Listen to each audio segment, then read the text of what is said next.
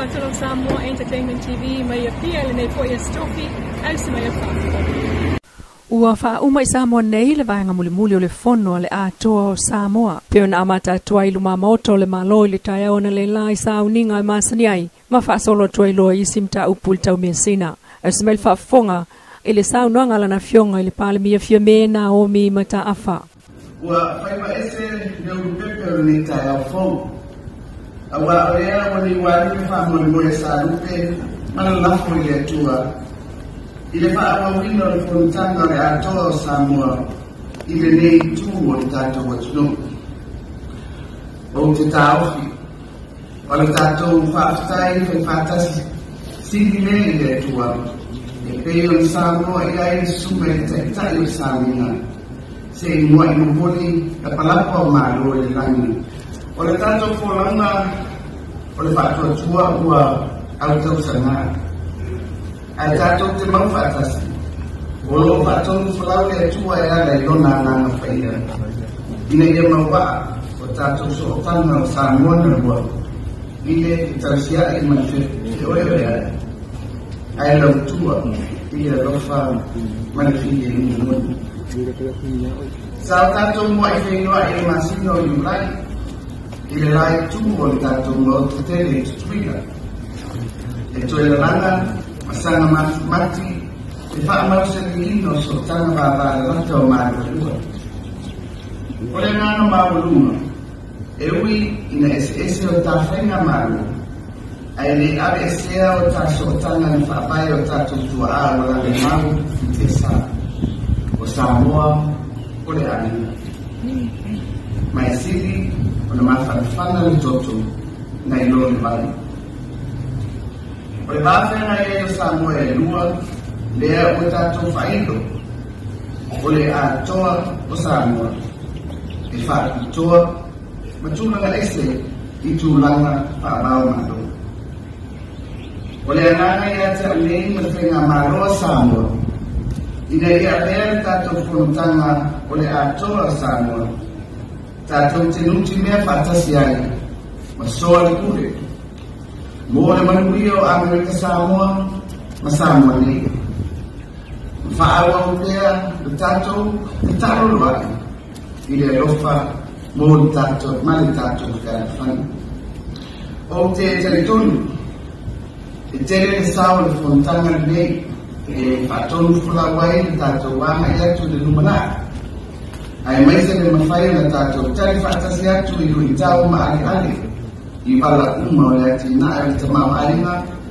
ma le soni fumanuia ma le saunga le uo o tato te ngata ma le ani saunga o fionga ma le tau mai le lau tele ma le loloto o ma ta upu o whapea o na toi a mata o le tato whasoina o le o toi whai mo fia ne yaso le tai o mau Samoa o sulu wa tele e maua ai fi mota ma suati le ola a watu kulanga na robawa ma e le i soli fu mai o ne e fama weta e au i e mele upu o woia soma a le usoma e tula e mai i a sobat Sauno fo ile fionga le Kovansilio le malo Amerika Samoa i se vaenga o mata upu la whapeon whatalanoina i le fono o usu ia nei le atoa o Samoa.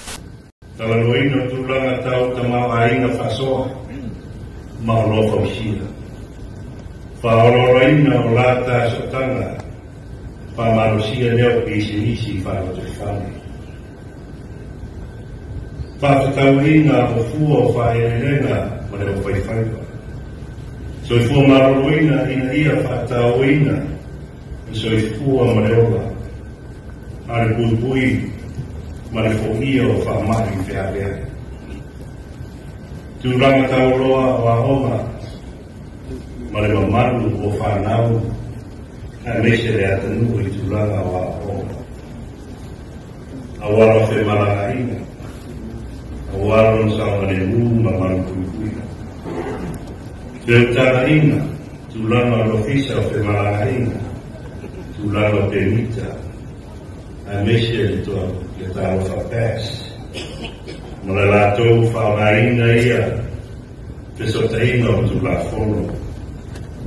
Whaasoro malo, ia e mesi fōi au soro Tulimatala. Whatautaunoina o puipuina o whanua maina, whanau maina, I tūlanga o whalau whasaina maroa whanuna. Maroa iai fui isi me tāna fōu pe āma iai, ia whionga e parmia mai whotanga. Tawanoina o tūlanga tau ta mau aina whasoa, maroa whausia.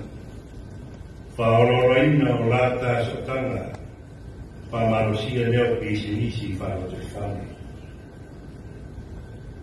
Whawhatauina o fua o whaerenga ma leo whaiwhaiwa. So I fua maroina ina ia whatauina, so I fua ma leo la. Are pui ma le whoia o whamari whiawea.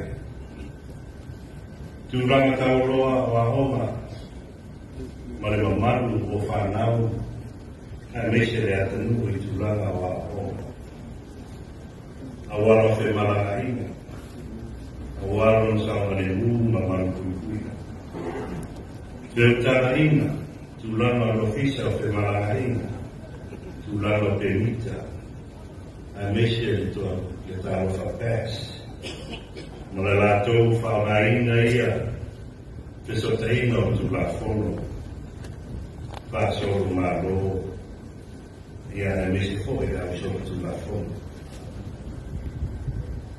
Whatautaunoina o puipuina o whanua maina, whanau maina, I tūlanga o whalau whasaina maroa whanuna. Maroa iai fui isi me tāna fōu pe āma iai, ia whionga e parmia mai whotanga. Le manupi maunga le kōwhana sili o le malo Amerika Samoa. O whaalolonga masauninga masanyai no whaatea umalawa I le so, I luma maota o le malo I le fōu. Le maionga te aku ma le mara. O le au aso lea le whionga te mai kai pāria. Sa ko whae o whanga I muri fusi makano male. Te male o tia tia. Le o kakala ko whae. Te whionga ko wanga. Allora la versione del capitolo, la versione fa mia, io me lo confitulai per fare il tutto. Stai.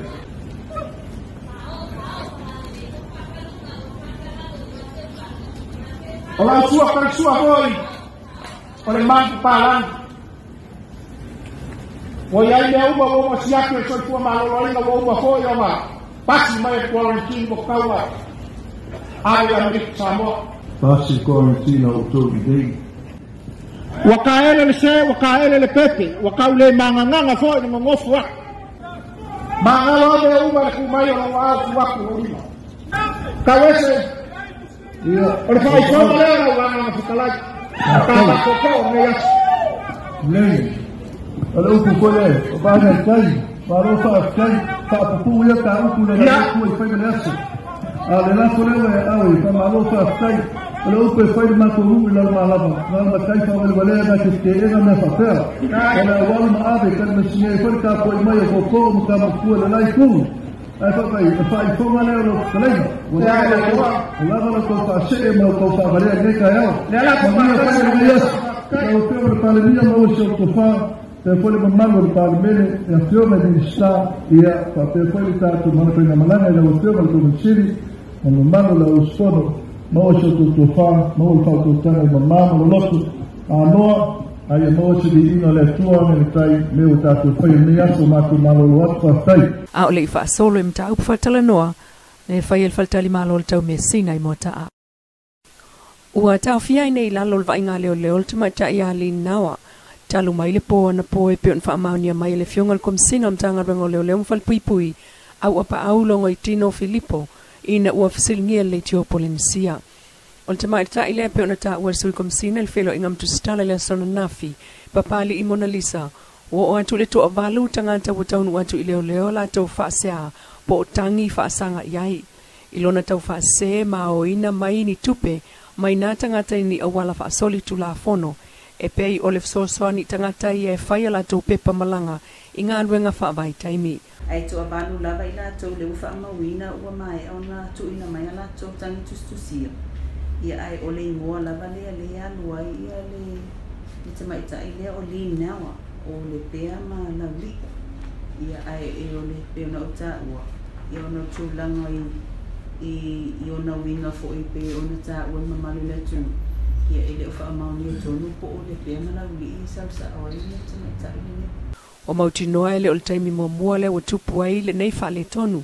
O le tau mawhai o ia I to inga o tangata sa ili tupeni a wala tau wha se. O le tualalo ai an tanga luenga ia whatita inga o ngā luenga whaavai taimi. O le fo I tele whasalalanga ai tau alato I tanga luenga o le amsil. E whailua kuai li mamalo le tunu. Ua paulia o le tanga luenga o lo whea ngai. Ia ma le whatino ina le o pepe malanga mo I la tofu I o lo fianga ia tu e sa ili manu ia tunu I fafo. O le tualalo ala ni tanga luenga o leo I mamalo le tunu. A whape o kusesi e whaeloa whape o ia le whea ngai ma ia ale o umana tui nātu whasalangan e tamwhai pe wha o ngā whasalangan mā lo ia ono o tūlanga la ia ono o awhia ia o leon pito o teilo I la tau ia le o mi appointed agents e ta tonu fo I la e whape nā fo le kota o le kota ia o le manino a I whasalanga fo ia le Office of New Zealand Ua ia I lātou o le ua whaapea ona recognize le Office of New Zealand. E whaatino ina ia tūlanga o processing o pepane.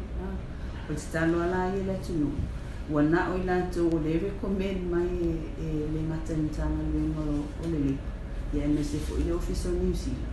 E a ngā e iai, mo se sosoani e wala ia tūlanga ia. E sili se fulu le si fo I au malanga na o tulava le mlaiva lele. I le tau whaavalea ni ali isto lua. Peita ina fiu e te tali o lata o tus folau le mlaiva lele. Mai ua nei loa le ofiso leo leo mo o tua il whaamsinonga le namta upu. Peita il tamaita ile ya li nao. Na mawatu e leo leo le po na po. Iona ia fo I tua ingo le soli tu la fono lava le tasi. Ma tau fia I leo leo. Ile mta upu lava leo lo o tau fia nei mo staimi le tu mau. Le whaapi na o smart meters, ona olo o iai nisi o vaenga I taun whaamalia ai, le ofisa o le pule whaatonu, ai le ito I whaawa wai ona ave I tua smart meters. Sao noai le li pule le IPC le sunga whaumui tau ili yes e toi moana, I lunga o le savali le malo, o le lape sa I le amatanga o whaisi vave tele, I le whaatinonga, ai le isi le fia le tunu ulela o anga ia I toi whaasao, le tūlanga lea. O wha solo por kalame toi wha la wiloam wha malamalama foi I le atunu u le tāua le mita, po le smart meter. E matua te le tāua, ma leo ngā I le atunu mamta ngā ruenga, por kalame wha ngā solo I loa ai wha maumaunga waso taitasi, e loa ai le te le o le mo o mia e tangata o le wila, whai ngō fia I fo na whai fufuanga, mo le anga I luma pe te tau na mo o mia sa isiafi, whai ngō fia I fo sa ili, le taimi na alua I lunga le wila, ai mai se sa ili linga mai los fale tonu na tupu.